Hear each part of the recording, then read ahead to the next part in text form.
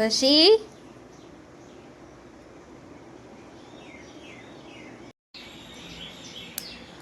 நல்லா இருக்காடா? இந்த மாதிரி குழந்தைங்கள்லேருந்து பெரியவங்க வரைக்கும் விரும்பி சாப்பிட்ற வாழைக்காய் சிப்ஸ் வீட்டிலே செய்யலாமா? வாங்க. இது செய்ய 10 நிமிஷம் தாங்க மேக்ஸிமமே நம்மளுக்கு ஆகும். வாழைக்காயை இந்த மாதிரி தோல் உரிச்சி தண்ணியில் 5 நிமிஷம் போட்டு ஊற வச்சுடுங்க. நெக்ஸ்ட் கேஸ் ஆன் பண்ணி அதில் கடாய் வச்சு கடாய் ஹீட் ஆனதுக்கப்புறமா தேவையான அளவு எண்ணெய் அதில் ஊற்றிக்குவோம். இன்பிட்வீன் கேப்பில் நான் வந்து வாழைக்காயை நல்லா சீவி எடுத்துக்கிட்டேன். இந்த மாதிரி ஒன்று ஒன்றா உதிர்த்து தனித்தனியாக வச்சுருவோங்க. எண்ணெய் ஹீட் ஆகிடுச்சான்னு செக் பண்ண ஒரு வாழைக்காய் போட்டு பாருங்கள். நல்லா மேலே எழும்பி வந்துடுச்சுன்னா நம்ம ஒன்று ஒன்றா போட ஆரம்பிச்சிடலாம். ஒன்று ஒன்றா போடக்குள்ளேயே நல்லா நுரைச்சி மேலே பொங்கி வருங்க. பயப்படாமல் ஒன்று ஒன்றா போட்டு எடுங்க. அடுத்து ஒரு சின்ன கிண்ணத்தில் 1/4 ஸ்பூன் உப்பும் 1/4 ஸ்பூன் அளவுக்கு மஞ்சள் தூளும் சேர்த்து தண்ணி ஒரு 2 ஸ்பூன் அளவுக்கு தண்ணி விட்டு நல்லா கரைச்சிக்கோங்க. இந்த கரைச்சதை நம்ம வந்து வானலில் அப்படியே டைரெக்டாக கலந்துக்கலாங்க.